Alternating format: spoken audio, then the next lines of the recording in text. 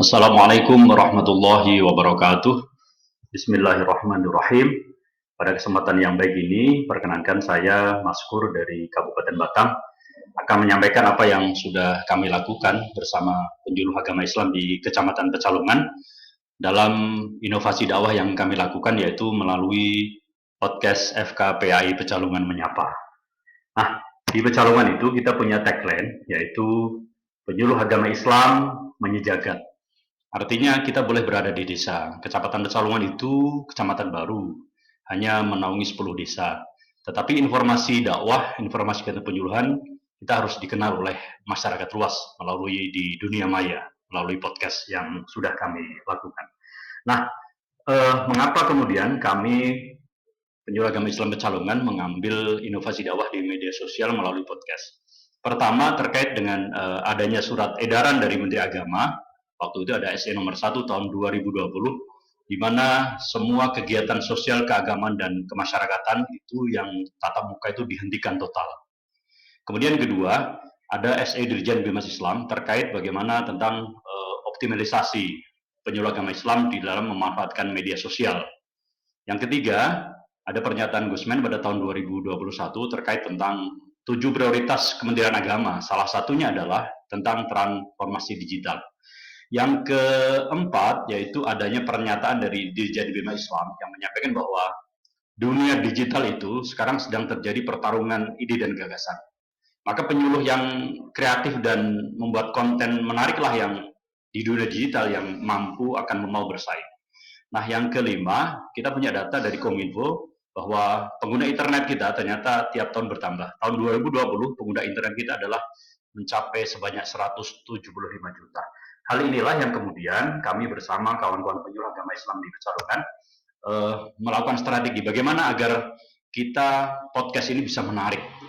Kita podcast kita modalnya hanya 3,5 juta.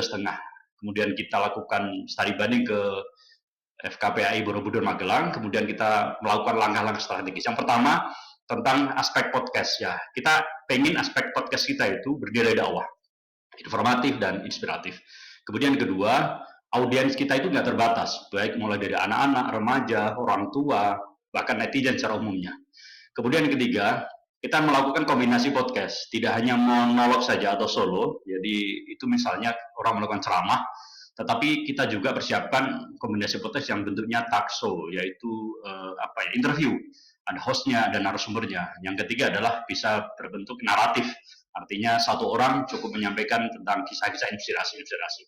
Nah, yang keempat, strategi kita yaitu bagaimana kita akan menentukan topiknya itu sesuai kekinian. Nah, konten dakwah itu kira-kira kita bisa menarik masyarakat secara umum. Itu yang strategi yang kita lakukan. Nah, ini gambaran-gambaran yang sudah kami lakukan. Ya, ini ada yang bentuk yang monolog, ada yang kemudian interview. Kita pernah mewawancari salah satu mualaf. Kemudian kita ada acara takso Ramadan, ada perbincangan tentang seputar ibadah haji, kemudian ada tentang hisab ru'yat. Kemudian kita juga punya acara bincang sehat ini bersama Puskesmas Kecamatan Pecalungan tiap hari Jumat. Kita punya ajang ngobrol santai, ya tempat kita untuk menghadirkan narasumber dari berbagai unsur yang kita ngobrol santai lah tema-tema yang aktual. Nah, dari apa yang sudah kami lakukan, podcast FKPAI Pecalungan Menyapa itu ada konten unggulan kita. Yang pertama, mimbar penyuluh agama Islam masih menjadi yang terbanyak. Ada 41%. Kemudian ngobrol santai 25%, kemudian takso 20%, dan Gus to School adalah 14%. Nah, apa yang kami lakukan di Pecalungan melalui podcast Pecalungan Menyapa ini, kita punya tantangan. Tantangan kita kalau secara umum ada 3. Pertama tentang ide tema itu. Sering mengalami kesulitan ya dalam menemukan ide.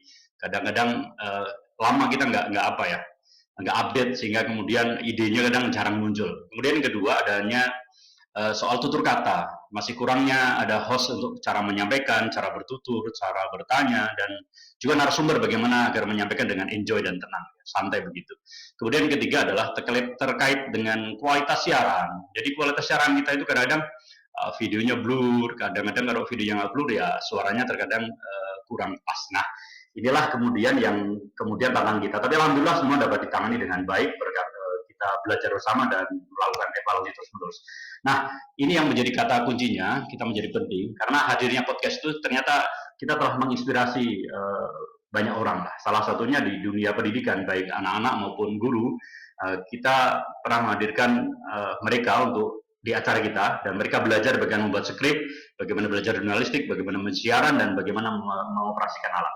Kemudian kegiatan kerjasama lintas sektoral, kita kerjasama dengan puskesmas, dengan kecamatan, dengan PLKB. Nah, salah satunya adalah kita menggunakan acara-acara ini rutin, pertemuan rutin tiap Jumat. Kemudian selanjutnya kita punya kerjasama dengan dengan lembaga non formal kayak TPQ dan Madin. Kita punya menyelenggarakan namanya festival digital, ada lomba pidato, lomba tartil Al-Quran, lomba adat dan sebagainya. Nah, yang terpenting adalah kita yang keempat ini, yang ketiga ini, peningkatan kapasitas penyuluh. Ternyata alhamdulillah penyuluh kita akhirnya menjadi tambah rajin belajar, rajin untuk membuat konten, rajin membuat narasi dan sebagainya. Akhirnya semuanya bisa berdayakan. Nah, tidak hanya itu saja yang saya lakukan di Pecalungan, tidak hanya lewat podcast saja, kita punya jejak digital ya. Saya punya artikel, punya yang sudah kita sampaikan di media, baik di Kanwil maupun di Kemenak. Saya juga punya blog, itu berisikan dakwah-dakwah saya, terutama di khutbah yang saya lakukan, ada 40 khutbah lebih. Kemudian yang selanjutnya adalah saya punya warta di Pecalungan ini. Pecalungan ini punya warta yang kita sajikan tiap minggu dan kita buat kabar sepekan, adanya warta penyuluh agama Islam Pecalungan. Kemudian saya juga punya konten YouTube, itu kegiatan aktivitas saya, baik di sekolahan, kemudian ada pelatihan jenazah, bersama-sama dengan kawan-kawan yang lain, kita lakukan kegiatan-kegiatan bersama penyuluh.